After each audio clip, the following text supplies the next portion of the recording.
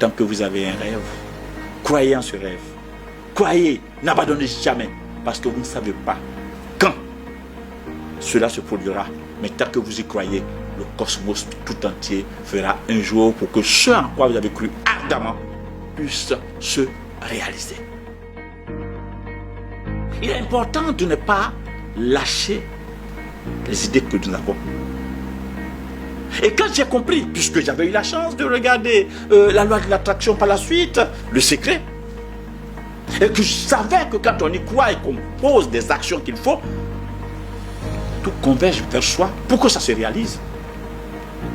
Dans cette même veine, un jour, avec cette même structure, qui m'a permis de connaître le Kenya, jusqu'à aller à Nyeri et aller au pied du mont Kenya, nous aurons une autre partage d'expérience qui va se passer cette fois-ci à Cape Town. Cape Town, pour vous qui savez ce que c'est, il s'agit d'une des grandes villes de l'Afrique du Sud. Oui, là-bas où on parle de la montagne intable. J'ai eu la chance, donc, grâce à cette entreprise, d'aller à Cape Town. Nous étions logés dans un hôtel 5 étoiles. Les gens étaient à nos petits soins. J'étais heureux de découvrir le pays de Nelson Mandela. C'était beau. À l'époque, puisque j'étais dans un projet, vous savez, quand vous travaillez, vous voyagez seul. Même quand vous décidez de voyager avec votre conjoint, on vous dit que l'assurance ne prend pas en compte, même si vous êtes prêt à payer. J'ai vécu des beaux jours à l'Afrique du Sud. J'étais très heureux d'avoir fait ce voyage. Et dès que je reviens donc à la maison, je suis accueilli à l'aéroport par mon épouse. Et dès qu'on arrive, je lui fais le point de ce que j'ai vécu. J'ai dit exactement ceci à mon épouse. Je suis allé découvrir un pays extraordinaire, une ville exceptionnelle. C'est une très grande ville. Mon plus grand souhait, mon plus grand vœu, si Dieu me donne les moyens un jour, je t'enverrai aller découvrir Cape Town. Et tu verras de quoi je parle, parce qu'il y a certaines choses qui ne s'expliquent pas, ça se vit. Et ce que j'ai vécu, les sensations que j'ai eues à Cape Town en Afrique du Sud, je plierai Dieu pour qu'un jour j'étais à même. Et j'étais sincère, et j'y croyais. Mais c'était un projet. Et le projet, c'était les organisateurs qui organisaient et qui décidaient dans quel pays on devait se rendre. Puis après, nous avons eu d'autres voyages. Nous étions en Ouganda. Après, nous sommes repartis à Mombasa. Et bon, ça a commencé par des tournées juste dans tout le pays d'Afrique. Plus tard, le projet va prendre fin dans des conditions catastrophiques.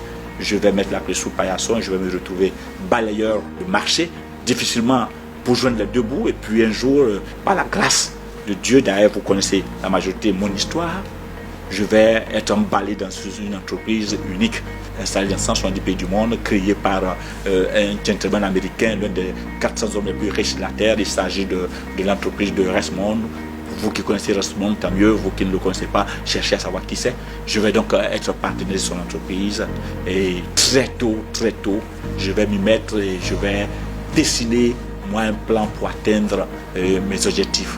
Je vais visualiser beaucoup de choses dans cette entreprise. J'aurai le temps de vous en parler, visualiser comment gravir les échelons, les grades que je souhaiterais, les montants que je souhaitais avoir. Et donc, c'était dans mon plan. Et bon, l'Afrique du Sud était déjà un passé. Puis, je me disais qu'un jour, Dieu fera grâce, j'aurai les moyens et j'y retournerai.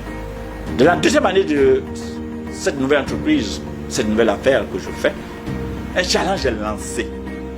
Et ce challenge va s'appeler le challenge des aigles. Point final. Les challenges des aigles. Et on disait que pour tous ceux qui vont répondre aux exigences de ce challenge et qui auront à faire les qualifications qu'il faut, auraient un voyage à l'Afrique du Sud. Précisément où? Sur Cape Town. Quoi? Un challenge pour l'Afrique du Sud? Un challenge pour Cape Town? Ok. On venait de déclencher en moi des désirs. On venait de déclencher en moi un objectif que j'avais de grand. Celui d'offrir ce voyage un jour à mon épouse. Et le voyage, ce challenge offrait 2 billets d'avion. Donc le couple pouvait voyager. Vous imaginez qu'est-ce qui pouvait se passer? Je me suis mis à fond, j'ai prié Dieu, j'ai combattu, j'ai respecté les règles qu'il faut, j'ai mis ça comme la première de mes yeux. Je me suis mis en état d'extrême urgence parce que le projet devait faire 6 mois. Tenez-vous prêts, en 6 mois, je ferai partie de ceux qui auraient rempli les conditions pour bénéficier de ce voyage. Et je n'ai pas été seul. J'ai été avec 2 autres de mes partenaires d'affaires à faire ce premier voyage-là, à nous retourner à Cape Town. Le voyage, cette fois-ci encore, tenez-vous prêts, c'était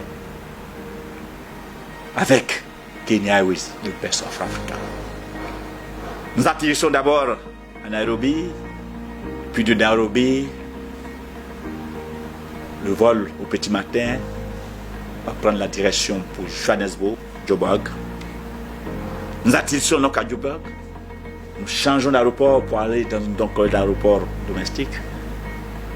Et de cet aéroport-là, en 1 heure de vol, nous voici atterrissant à Cape Town. Des cas sont venus nous chercher. Nous étions venus de par le monde. Nous étions nombreux. Beaucoup d'Africains y étaient. Parce que les gens venaient de partout. Donc plusieurs cas se sont succédés. Nous arrivons donc à Cape Town, direction de l'hôtel. Pendant que nous avançons, petit à petit, mes esprits commencent à revenir. Je me rends compte que le trajet que nous parcourons était le même trajet que j'avais parcouru exactement, tenez-vous prêts, il y a plusieurs années en arrière. C'est pas possible, je ne pouvais pas, j'étais loin d'imaginer ce que j'étais en train de voir. L'hôtel se dressait droit devant moi. Ma gorge s'était serrée, aucune parole ne pouvait sortir. On nous a monté nos bagages dans nos chambres. Quand on a parlé de Cape Town, autrefois, un bon Africain, démuni qui venait de commencer ses voyages, chaque fois qu'on partait dans un voyage, dans un pays donné, vous savez, dans les toilettes, on nous met tout ce qu'il faut pour la toilette. Et c'est du matériel qui est changé tous les jours pratiquement. Et en début, donc, le premier voyage que je faisais, je les collectionnais. Ça me fera rire. Oui, au début, je les collectionnais. Je les mettais dans mon sac. Et je revenais donc pour en faire des présents. D'abord montrer à mes enfants que je viens d'un pays et l'hôtel où je suis resté. Voici ce que nous avions utilisé là-bas. Et donc, quand mon épouse avait entendu parler de Cape Town, les quelques-uns que j'avais envoyés il y avait très longtemps, elle en avait encore de ces shampoings-là. Elle les a tenus. Elle a pris un de chaque qu'elle a mis donc dans nos bagages. Ma gorge serrée, j'étais assis sur le lit et je n'en revenais pas. Ma femme avait envie d'aller dans la toilette. Elle ouvre la salle d'eau, elle rentre. Et puis je l'entends crier, papa, papa, papa. Je dis, qu'est-ce qui se passe? Elle dit, non, mais je suis surpris. Les mêmes gels que tu m'as donné, les voici que je trouve exactement dans l'hôtel. Je lui ai dit, chérie, depuis que nous sommes arrivés, je n'ai pas placé un mot. Parce que j'ai vu combien de fois Dieu était fort. Parce que l'hôtel dans lequel nous sommes, c'est dans l'hôtel dans lequel j'ai séjourné la première fois que j'étais à Cape Town. Vous voyez jusqu'à quelle mesure la foi et la loi de l'attraction peut vous envoyer des choses telles que vous le souhaitez. Avec notre famille, nous allons donc visiter, on va faire le Cap de Bonne-Espérance, effectivement, comme nous l'avons eu avec la première fois que j'étais allé. On a fait tout le tour exactement comme je l'avais souhaité. Et ça, vous me direz, ça peut être une coïncidence. D'accord, coïncidence ou coïncidence. La foi naît de ce qu'on entend, la foi naît de ce qu'on voit.